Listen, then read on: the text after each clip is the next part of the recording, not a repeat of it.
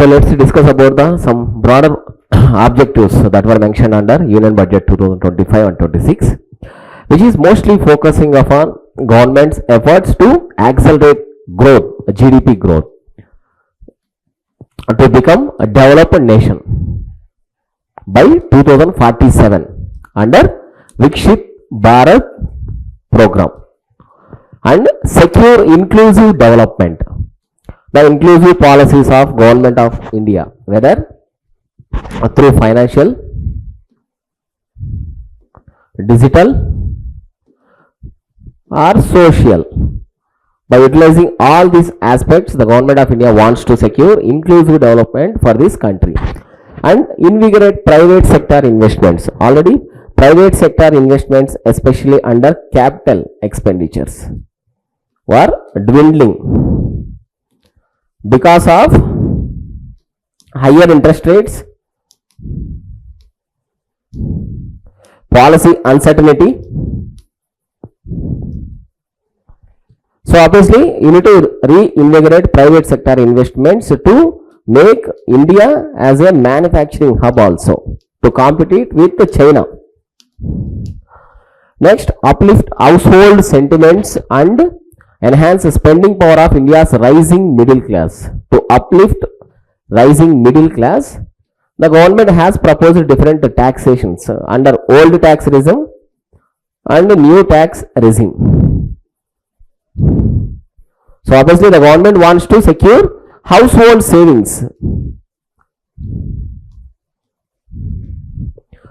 The geopolitical headwinds, post-pandemic and multiple war fronts across the globe are deeply impacting global economic growth over the medium term.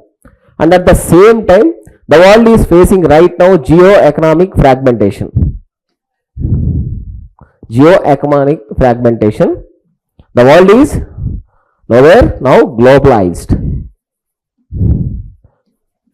Reverse globalization is happening. So that is nothing but your geo-economic fragmentation. So major developments under 4 pillars. The first one is agriculture, the first engine of growth. Second one is MSME sectors, the second engine of economic growth. And obviously the investment criteria has been continuously changing for MSME growth to boost its expansion. Investment, the third engine of national progress. Exports, the fourth engine of driving global competitiveness to make India as a global major competitor and at the same time export hub. So as of now, India's fastest growing major economy in the world and is slated to be third largest economy by the end of 2030. These were the reports released by World Bank and IMF and other Asian Development Bank, Asian Institute of AIB. So according to these, the projections were India should reach third economy, largest economy by 2030. The next 5 years are seen as a unique opportunity to realize Sabka Vikas, nothing but inclusive development for each and everyone in the economy, which is stimulating balanced growth of all the regions. So in coming next 5 years, the government wants to provide a unique opportunity to realize their potential, nothing but Sabka Vikas, inclusive development, which promote a balance in all the regions of this nation. The budget has invoked the great Telugu poet and playwright Gurjada Apparao, saying, Desham ante matti kaadu, Desham ante manusulu. Nothing but country is not just its soil, a country is its people. It's not only its soil, rather than it is its people. This might be probable essay questions that might ask you in upcoming mains examination. If you look at Gurjada Apparao's history, 1860 to 1915, he wrote a Kanya Shulkam, which is considered the greatest play in Telugu language. In line with this quote, Vikshit Bharat, which encompasses some of the sustainable development goals that has to be achieved by Government of India from 2015 to 2030. That was the timeline decided by United Nations Sustainable Development Goals. Under zero poverty, SDG 1, 100% good quality school education, SDG 4. These are very important for your prelims point of view.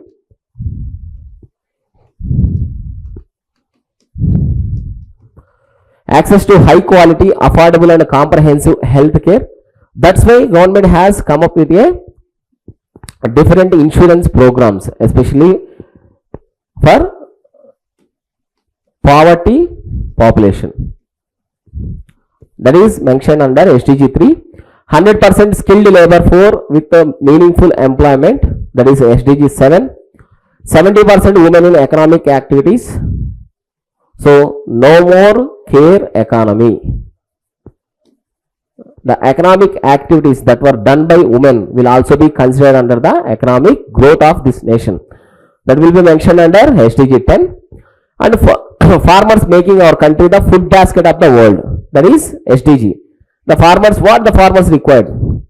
Income. Reliable farmers income, under the same time crop productivity, crop resilience. These are some of the requirements made by farmer community in this country. And what are the principles of Viksit Bharat? If you look at major principles, the first one is zero poverty, ensuring no one lives below the poverty line. That is the first one. Quality education, providing access to high quality education for all.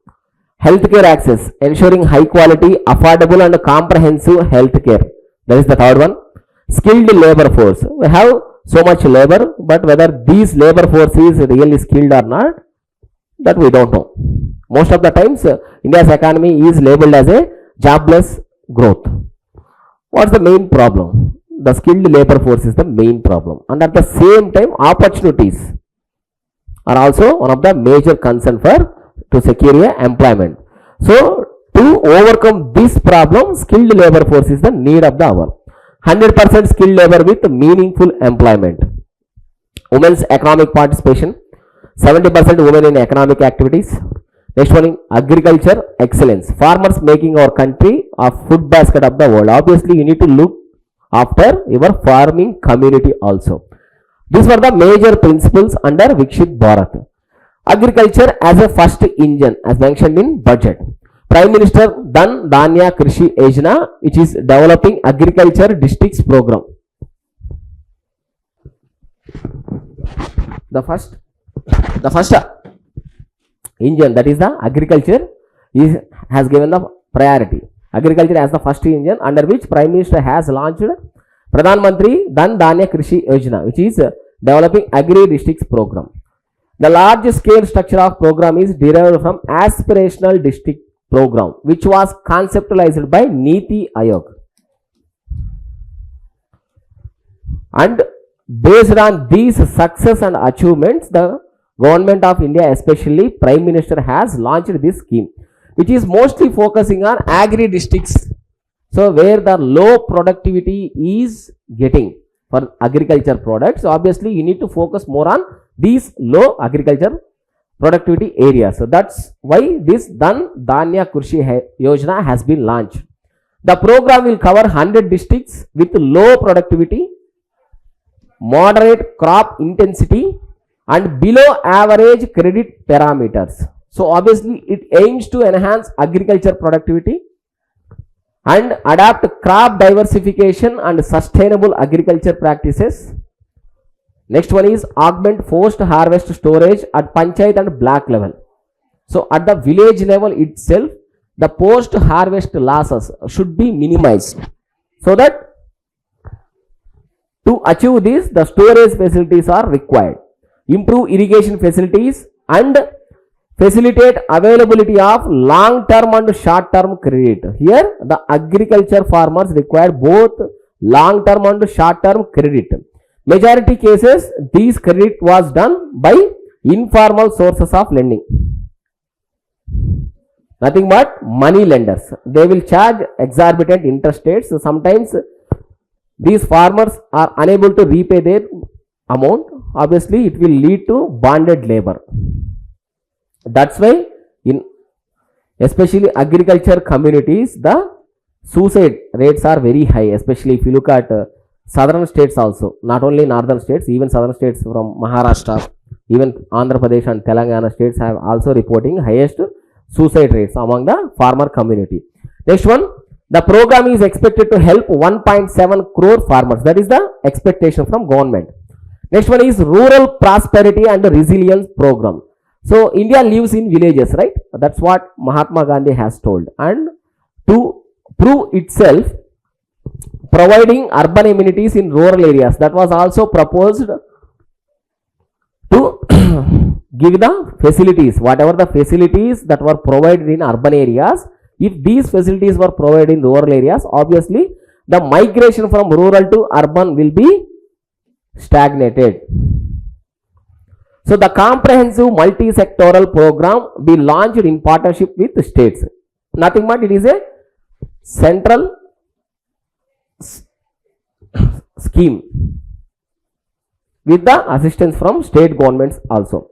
In phase 1, 100 developing agri districts to be covered in the first phase. The program will focus at catalyzing enterprise development. So any enterprises are working for the rural prosperity. Obviously, they will identify in the first phase employment and financial independence for rural women, especially self-help groups,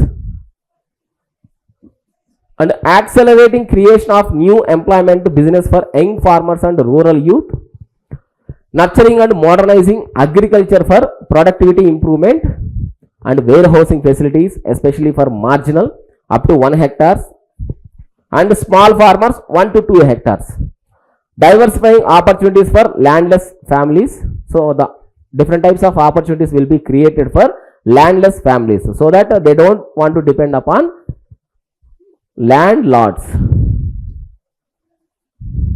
The goal of the program is to arrest the scale of migration out from the rural areas. Here you need to focus on the comprehensive multi-sectoral program with the states contribution, states participation. Here what they mostly focusing on enterprise development, employment opportunities and financial independence for especially women, and creation of new employment and businesses for young farmers, whoever has an interest in farming, especially younger generations, and rural youth, and at the same time modernizing the agricultural practices for better productivity improvement, and at the same time warehousing facilities to reduce the post harvest losses, especially for marginal and small farmers, and at the same time diversify opportunities for landless families. Next one, self-reliance in edible oil. Most of the times the edible oil we are producing domestically, and at the same time we are importing from countries like Indonesia, Malaysia. So obviously the import bill is very crucial. So that's why the self-reliance in edible oil, Atmanirbhar Bharat, self-reliance. The government is implementing national mission for edible oil seeds to achieving self-reliance in edible oils, some of which is imported from Malaysia, Indonesia, Ukraine, etc. Whenever any conflicts arising out of these regions, obviously the supply chains disruptions will be highest. When supply chains disruptions are very high, we are literally getting imported inflation. That is the self-reliance in edible oil. National Mission on Edible Oil and Oil Seeds. It is an initiative aimed at boosting domestic oil seed production. So what they are trying to get in domestic is oil seed production and achieving self-reliance, nothing but Atmanirbhar Bharat in edible oils, so that you should not depend entirely upon imports. It is implemented over a 7-year period from 2024-25 to 30-31 with a financial outlay of 10,1003 crores. So these years are very important from 2024 to 2031. Next one, mission for Atmanirbhar Bharat in pulses. Over the last 10 years, the cultivated area under pulses has increased by 50%. So that's a good sign for agriculture. With affordability and the rising income of people, the consumption of pulses in the country has increased significantly. It's a staple food. With the rising of incomes of the people, obviously the people are very interested in consuming these pulses. So obviously there is a demand for these pulses. So over the last 10 years, the pulses cultivation has increased by 50%. Mission for ABHIRAM pulses, a 6-year mission with a special focus on Tur, Urad and Masur. So if you want to remember it as a mnemonic, that is TUM. The mission is to place emphasis on development and commercial availability of climate resilient seeds. So here the important point is climate resilient seeds. That seeds will be developed and commercially these seeds will be available. Next one, enhancing protein content. These pulses, what was the major reason of consuming these pulses? Because of their high nutritious protein content. So obviously enhancing protein content, increasing productivity of these pulses, improving post harvest storage and management, assuring remunerative prices to the farmers. So here the farmers will get a remunerative prices and at the same time increasing productivity. By increasing productivity, obviously the farmers will get remunerative prices. By ensuring this, the protein content will be enhanced and at the same time the commercial availability of these climate resilient seeds and at the same time development of these will be for 6-year mission. Comprehensive program for vegetables and fruits to cater the increasing levels of consumption of vegetables, fruits and Shri Anna, nothing but millets. A comprehensive program to promote production, efficient supplies, processing and remunerative prices for farmers to be launched in partnership with states. So under budget, the government of India wants to launch a dedicated program under which it will be catered to the vegetables and fruits, nothing but the production of these vegetables and fruits, the efficient supplies without any price rise or inflation spikes, and processing of these foods, nothing but your food processing, and remunerative prices for farmers. So that is the comprehensive program for vegetables and fruits. Next one, Makana Foxnut Board in Bihar. A Makana board to be established in the state of Bihar, accounting for its 90% production across the country. Why it has been established there? Because of their production capacity. 90% of the production was done in Bihar itself. To improve production, processing and value addition to marketing of Makana, and at the same time it will provide direct employment and indirect employment opportunities for the population in Bihar. So that's why Makana board has been set up in Bihar. The people engaged at any stage of this value chain to be organized into FPOs, Farmers Producer Organizations. It is a cooperative body which was set up under either Cooperative Societies Act or Cooperative Societies Act. The board to provide hand-holding and training support to Makana farmers and to work to ensure they receive benefits of all relevant government schemes. So here the government is working with farmers so that the farmers will know the training support and the what are the different types of government schemes, especially they are meant for these Makana. So obviously they will receive the benefits of relevant government schemes. National Mission on High Yielding Seeds. Next one is a national mission on high yielding seeds to be launched, which is aimed at strengthening research ecosystem, targeted development and propagation of seeds with a high yield, pest resistance and climate resilience. These are the three important areas where high yield and pest resistance and climate resilience and commercial availability of more than 100 seed varieties released since July 2024. Already commercially 100 seed varieties were released in the market. Next one, fish production. To unlock the untapped potential of marine sector, the government to bring in an enabling framework for sustainable harnessing of fisheries from Indian exclusive economic zones, EEZs, and high seas, especially to capture the fish, especially from exclusive economic zones and high seas, with a special focus on Andaman Nicobar and Lakshadweep Island. This program was mainly meant for fish production in these two regions, but it is equally applicable to the coastal areas, coastal states. At the moment, India is ranked in 10th in fish production, and seafoods exports are valued at 60,000 crores.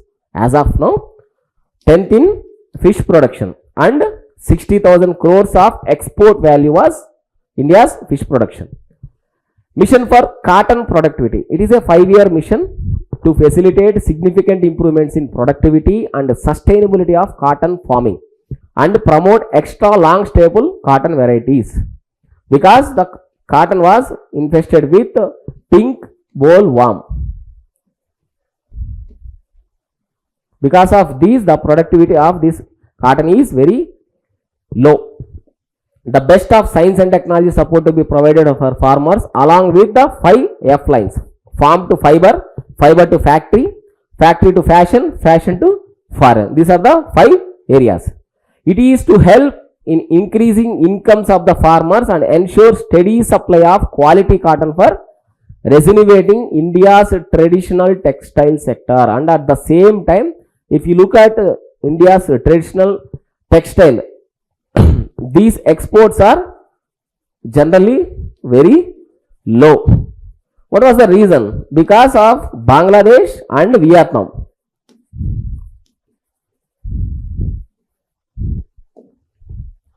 Enhanced credit through KCC. The loan limit under modified interest subvention scheme to be enhanced from 3 lakhs to 5 lakhs for loans taken through Kisan credit cards. It is expected to benefit around 7.7 crore farmers in the country. Next one is urea plant in Assam. So to augment urea supply, a plant with annual capacity of 12.7 lakh metric tons to be set up at Namrup, Assam, having already reopened 3 dormant urea plants in eastern India. With this, there are 3 urea plants were operated in northeastern India, eastern India.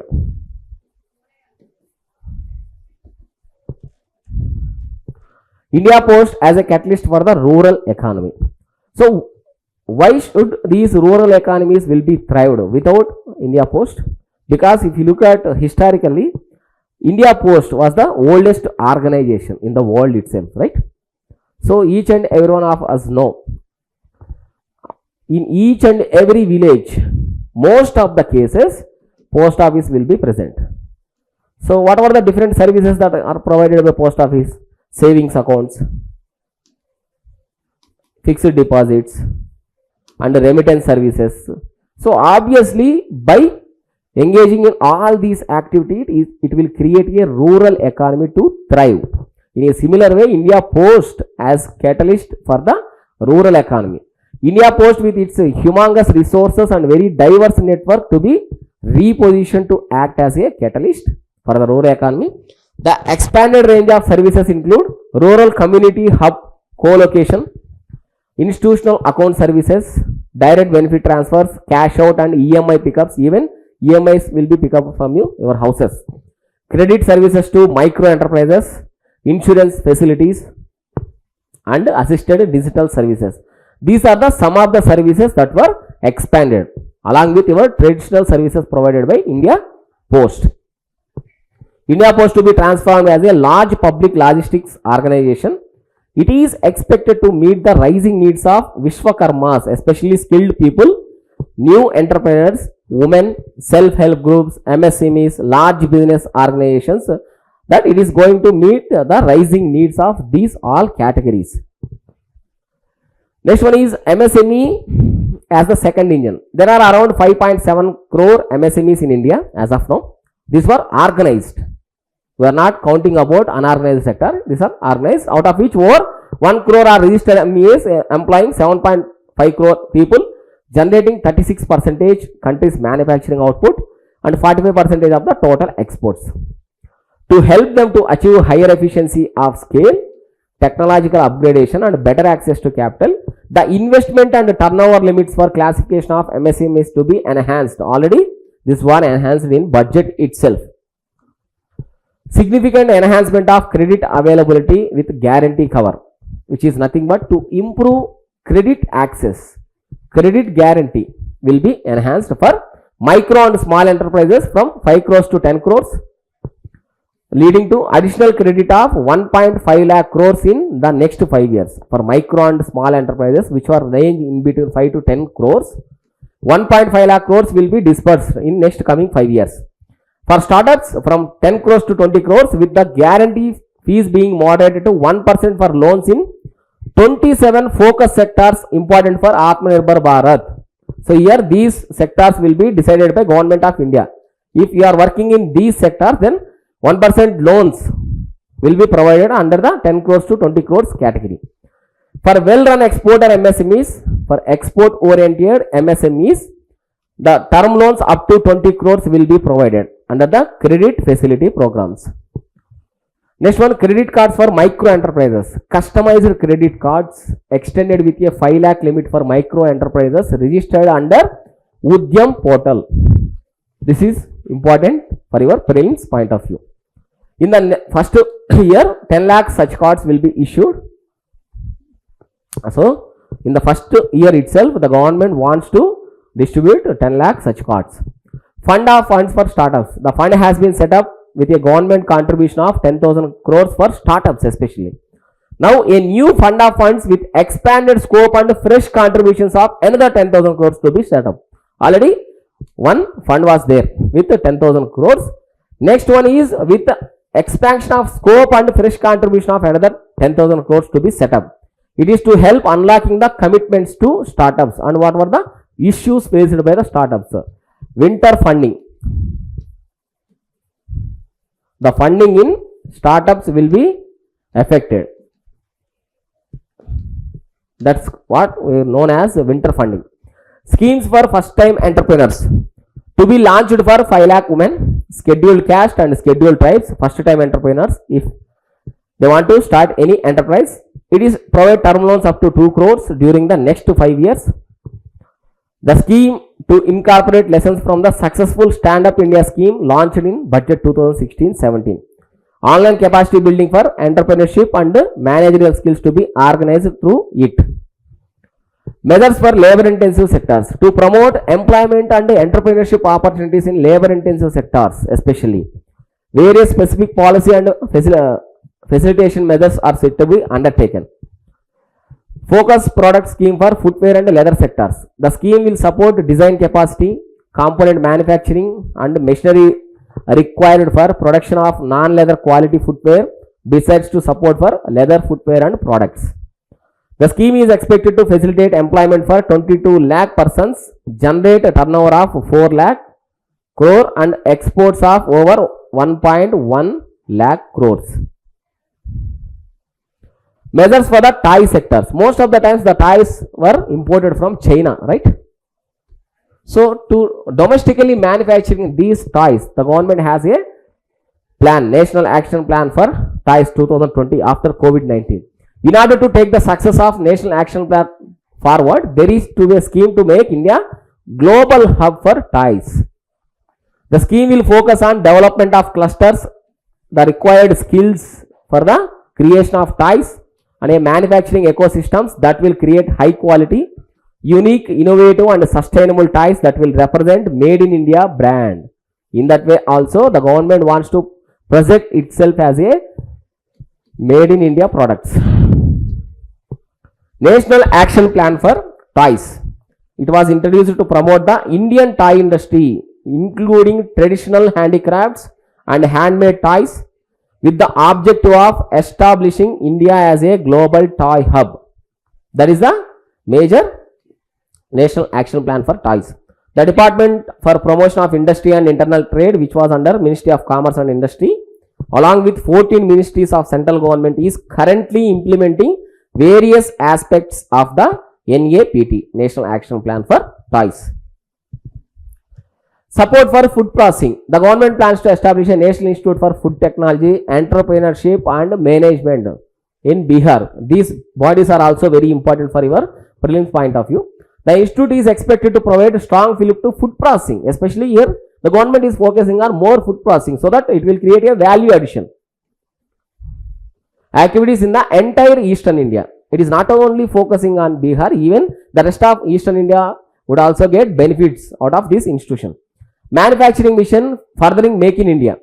A national manufacturing mission covering small, medium and large industries to be set up to make in India by providing policy support, execution roadmaps and governance, monitoring framework for central ministries and states. It has 5 major focus areas. The first one is ease and cost of doing business, future ready workforce in demanded jobs, a vibrant and dynamic MSME sector, availability of technology and quality products. So these were some of the areas where manufacturing mission, especially Make in India, furthering Make in India, has been promoted.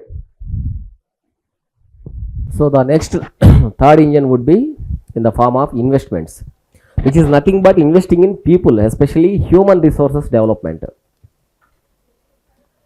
And investing in the economy means physical infrastructure, physical, social or financial infrastructure. Obviously you need to provide investments in these sectors. And investing in innovation, nothing but research and development and skills upgradation. Investing in people, nothing but human capital development, Section Anganwadi and Portion 2.4. These are comes under these investments. The Section Anganwadi and Portion 2 are provides nutritional support to more than 8 crore children, 1 crore pregnant women and lactating mothers all over the country, and about 20 lakh adolescent girls in aspirational districts and northeast region. The cost norms for nutritional support to be enhanced appropriately. Atal Tinkering Labs. 50,000 Atal Tinkering Labs to be set up in government schools in next 5 years to cultivate the spirit of curiosity and innovation and foster a scientific temper among the younger minds. These Atal Tinkering Labs were the brainchild of NITI Aayog. So what was the purpose of Atal Tinkering Labs? To create a curiosity about innovation and scientific temper in the children's at early stage. Obviously, the 50,000 Atal Tinkering Labs to be set up in government schools next 5 years. Broadband connectivity to government secondary schools and primary healthcare centers. It will provide it to all government secondary schools and primary health centers in rural areas under BharatNet projects. Even right to access internet is also your fundamental right according to some courts judgments. Bharatiya Bhasha Pustak scheme to be implemented to provide digital form Indian language books for school and higher education. It complements the project's Aspita. It is a central government scheme. National Centers of Excellence for Skilling. 5 such centers to be set up with global expertise and partnership to equip the youth with the skills required for Make for India, Make for the World manufacturing. The partnership will cover curriculum design, training of trainers, a skills certification framework and periodic reviews. Next one, expansion of capacity in IITs. Additional infrastructure to be created in 5 IITs. These IITs are important for your prelims point of view. Palakkad, Dharwad, Jammu, Bhilai and Tirupati, which started after 2014 to facilitate education for 6,500 more students. Hostel and other infrastructure capacity at IIT Patna will also be expanded under the expansion and capacity of IITs. Center of Excellence in AA for Education. Already AA in Agriculture, Health and Sustainable Cities are existence since 2023. Right now the government is promoting a Center of Excellence in Artificial Intelligence for Education will be set up with a total outlay of 500 crores rupees. That is Center of Excellence in AA. And expansion of medical education in 2025-26, 10,000 additional seats to be added in medical colleges and hospitals towards the goal of adding 75,000 seats in the next 5 years. So the medical education is very costly affair in India. So that's why most of the students, what they will do, they will simply join in foreign universities. So when these students are going to foreign universities, then our forex reserves will be depleted.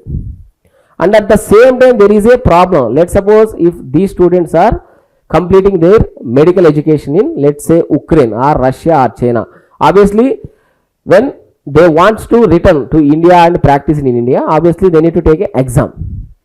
That is also one of the problems. So to overcome, to remove this problem, the government has come up with the additional seats. Daycare cancer centers in all district hospitals. It is a non-communicable disease which is set up in all district hospitals in next 5 years. 200 centers to be established in 2025-26 financial year. Strengthening urban livelihoods, a scheme for socio-economic upliftment of urban workers to be implemented to help the improve their incomes, have sustainable livelihoods and better quality of life. Next one is PM Swanidhi. Building on the success of schemes for street vendors, there to be revamping the same scheme with enhanced loans from banks also. In earlier case, the government is providing the loans, but with revamping of this scheme, it is expected to be banks that are providing loans. UPI linked credit cards with 30,000 limit and capacity building support. These were major areas where the government wants to change its PM Swanidhi scheme. Social security scheme for welfare of online platform workers, nothing but gig workers.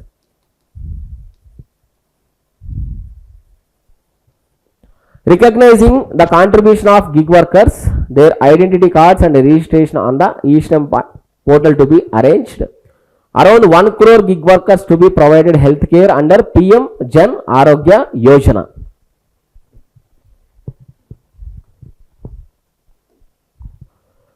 Next one, investing in the economy. Investing in the economy, nothing but public-private partnership in infrastructure.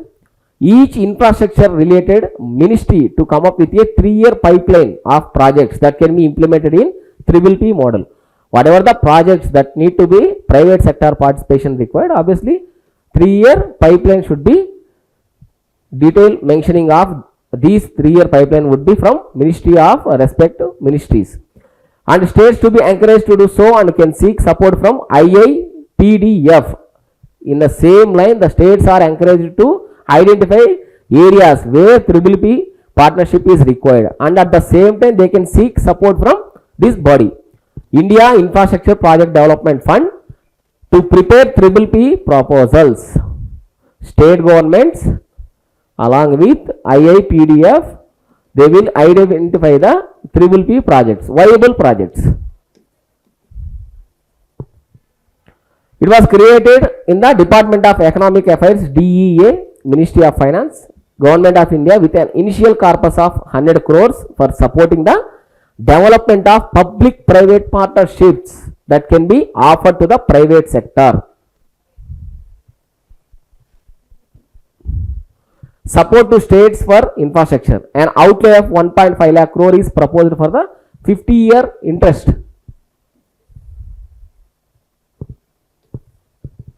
Interest-free loans to states for capital expenditure and incentives for reforms.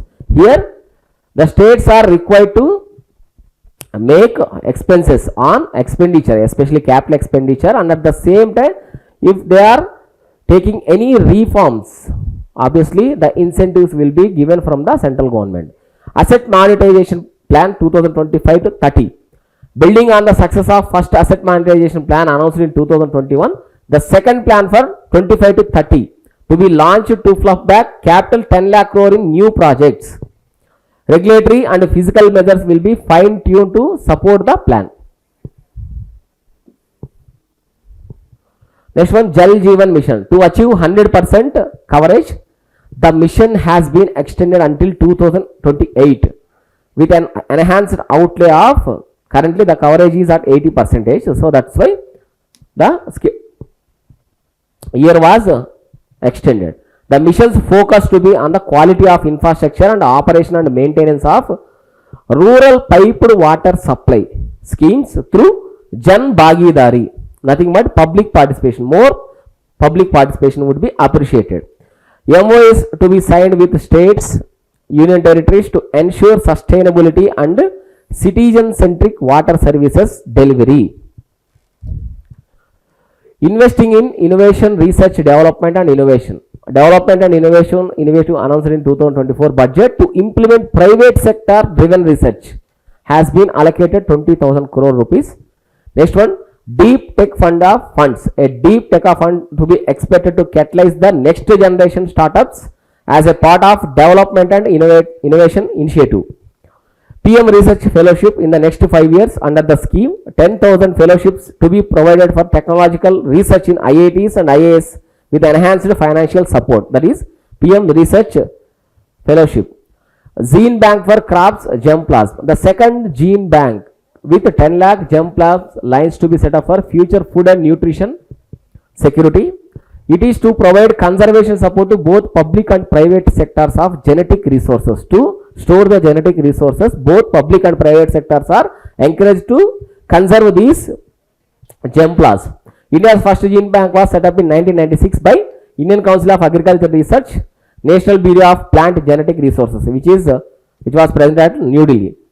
National Geospatial Mission. A national geospatial mission to be started to develop foundational geospatial infrastructure and data using PM Gati Shakti plan. The mission to facilitate modernization of land records, urban planning and design of infrastructure projects using PM Gati Shakti portal, and modernization of land records, urban planning and design of infrastructure. The data will be utilized by National Geospatial Mission. Jnana Bharatam Mission. The mission for survey, documentation and conservation of India's manuscript heritage with academic institutions, museums, libraries and private collectors covering more than 1 crore manuscripts. For this purpose, National Digital Repository of Indian Knowledge System for knowledge sharing will be set up, so that each and every manuscripts or academic institutions, whether from museums or libraries or private collectors, more than 1 crore manuscripts will be kept at National Digital Repository. Next, last one is exports as the fourth engine. Export promotion mission. The mission with sectoral and ministerial targets, each and every sector, and at the same time ministerial wise, driven jointly by ministries of commerce, MCI, MSME, because export MSMEs were also present in export promotion missions, and finance will be set up. It is to facilitate easy access to export credit, cross-border factoring support and support to MSMEs to tackle non-tariff measures in overseas markets. Nothing but sanitary and phytosanitary measures. Bharat Trade Net. It is a digital public infrastructure to set up for international trade as a unified platform for trade documentation and financing solutions.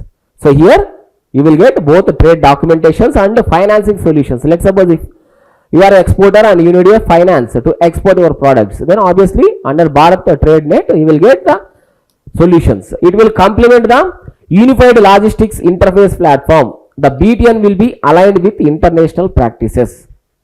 So it will complement the unified logistics interface platform, and at the same time it is expected to align with international practices. Support for integration with global supply chains. Support to be provided to develop domestic manufacturing capacities for our economy's integration with global supply chains. Sectors to be identified based on the objective criteria. Facilitation groups with the participation of senior officers and industry representatives to be formed for select products and supply chains. Support to be provided to the domestic electronic equipment industry, and leverage opportunities related to Industry 4.0 for the benefit of the youth. National Framework for global capability centers, a national framework to be formulated as guidelines to state for promoting GCCs in emerging tier 2 cities. Here global capability centers will be developed in tier 2 cities also. It will suggest measures for enhanced availability of talent and infrastructure, building bylaw reforms and mechanisms for collaboration with industry. GCCs are nothing but a captive centers, shared service centers or global in-house centers are wholly owned integrated facilities strategically located in talent rich regions. The centers are designed to create substantial value and develop proprietary intellectual property through collaborative distributed teams. That is the definition for global capability centers. Warehousing facility for air cargo, upgradation of infrastructure, warehousing for air cargo, including high value perishable horticulture produce to be done. Cargo screening and customs protocols to be streamlined and made user friendly so that export potential will be better. And reforms as fuel. To achieve all the above objects, obviously you need some reforms. Already some of the reforms were in pipeline and government is expecting some more reforms. So taxation, power sector, urban development, mining, financial sectors and regulatory reforms, these were some of the clear-cut roadmaps where the government wants to reform. Urban sector reforms, nothing but related to governance, municipal services, urban land and planning to be incentivized, continuing with last year's budget. Already last year budget was allocated for these services. Along with this, these reforms were expected. Urban Challenge Fund, the fund of 1 lakh crore to be set up to implement the proposals for cities as growth hubs. Cities should be developed as a growth hubs. Creative redevelopment cities and water and sanitation announced in the last year's budget. It will finance up to 25% of cost of bankable projects with a stipulation that at least 50% cost funded from bonds, bank loans and triple Ps. Only 25% will be done from this Urban Challenge Fund UCF. Remaining would be from at least 50% from the bonds, bank loans and triple P public private partnerships. An allocation of 10,000 crores for the same is proposed for 2025-26. Power sector reforms. The budget lays emphasizing on incentivizing electricity distribution reforms and augmentation of infrastructure transmission capacity by states. AT and C losses are very common in transmission. So to control these intrastate transmission capacity should be enhanced by the states.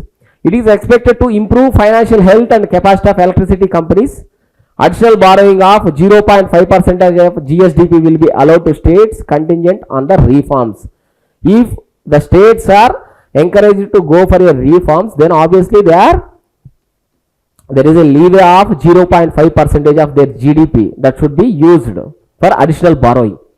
Mining sector reforms. Mining sector reforms including those for minor minerals to be encouraged through sharing of best practices and institution of state mining index. It is also important for your prelims. A policy for recovery of critical minerals from tailings to be brought out. So what is tailing? Tailings are nothing but materials which are left over after the process of separating the valuable fraction from the uneconomic fraction of an ore. That is the tailing. Tax reforms. Over the last 10 years, several tax reforms have been implemented for convenience of taxpayers, such as faceless assessment, taxpayers charter, a dedicated charter, just like how your polity, before you start your polity chapters, there is a charter, right? In a similar way, taxpayers charter was also present. Faster returns, almost 99% returns being on self-assessment, and Vivad Se Viswas scheme. These are some of the tax reforms. Financial sector reforms and development, FDI in insurance sector. FDI in insurance sector have been increased from 74 to 100%. And at the same time, the enhanced limit will be available for those companies which invest the entire premium in India. If any company rises from 74 to 100 in insurance FDI, then obviously the enhanced limit available by the companies which will be completely investing in India. The current guardrails and conditionalities associated with foreign investment will be reviewed and simplified. Expanding services of India Post Payment Bank, The services of India Post Payment Bank will be dependent and expanded in rural areas. Already we have discussed in. Credit enhanced facility by NAFBID. NAFBID will set up as a partial credit enhanced facility for corporate bonds for infrastructure, especially in rural and semi-urban areas. It is a specialized developmental financial institutions, DFIs, in India, aimed at supporting the country's infrastructure sector, which can significantly gain from a enabling credit flow by means of attracting instruments and investments. That was the purpose behind the NAFBID. Grameen credit score. Public sector banks to develop Grameen credit score framework to serve the credit needs of SHG members and people in rural areas. Pension sector. A forum for regulatory coordination and development of pension products will be set up. KYC simplification, know your customer. To implement the earlier announcement on simplifying KYC process, the revamped central KYC registry to be rolled out in 2025 for the implementation of a streamlined system of periodic updating of know your customers, especially for the banks and other financial institutions. Merger of companies, requirements and procedures for speedy approval of company and mergers to be rationalized. The scope for fast track mergers to be widened and the process made simpler. Bilateral investment treaties. To encourage sustained foreign investment and in the spirit of first develop India, the current model of BIT to be revamped and made more investor friendly. That is for bilateral investment treaties. Next one, regulatory reforms. Investment friendliness index of states. A separate index was launched in 2025 to further the spirit of cooperative competitive federalism in India. FSDC mechanism. Under the FSDC, a mechanism to be set up to evaluate impact of current financial regulations and subsidiary instructions. It will also formulate a framework to ensure their responsiveness and development of financial sector. So that is the financial sector FSDC reforms. Jan Vishwas Bill. In the Jan Vishwas Act, more than 180 legal provisions were decriminalized. Jan Vishwas Bill 2.0 to be brought to up to decriminalize more than 100 provisions in various laws. Next one is shipbuilding. Shipbuilding financial assistance policy to be revamped and address cost disadvantages. So whatever the cost disadvantages for the shipbuilding industries, that will be revamped with financial assistance. It is also to include credit notes for ship breaking in Indian ads to promote the circular economy. Reuse the goods in the circular economy. Large ships above a specified will be included in the infrastructure harmonized master list HML. It is a comprehensive list of infrastructure subsectors which were recognized by Department of Economic Affairs under the Ministry of Finance in India.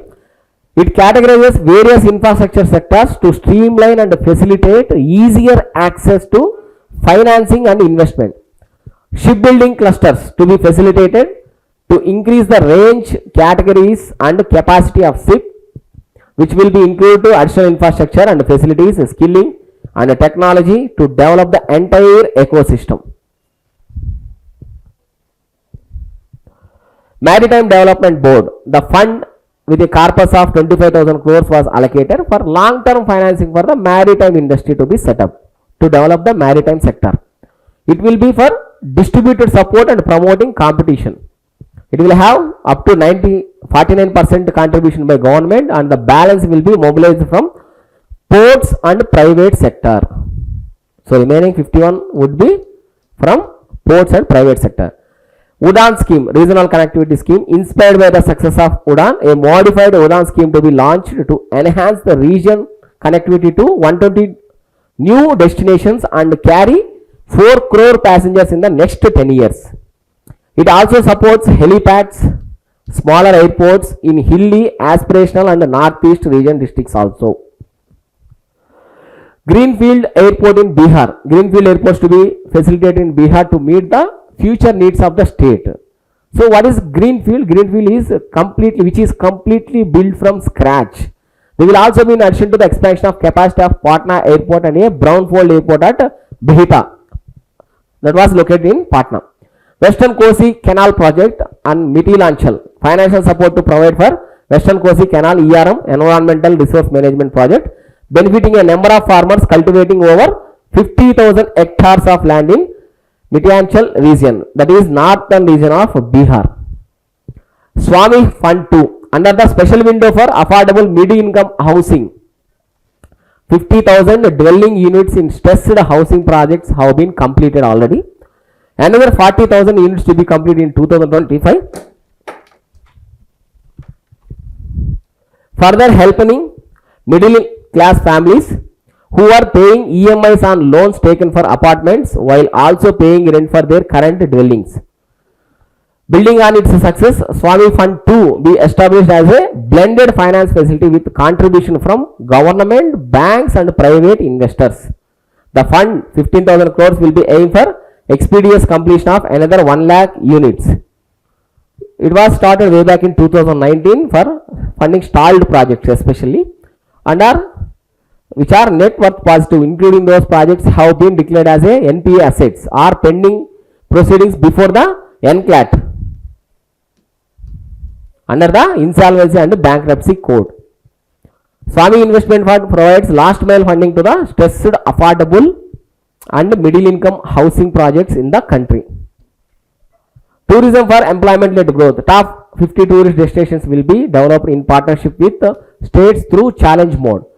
Land for building key infrastructure to be provided by states. Hotels in those destinations will be included in the infrastructure HML.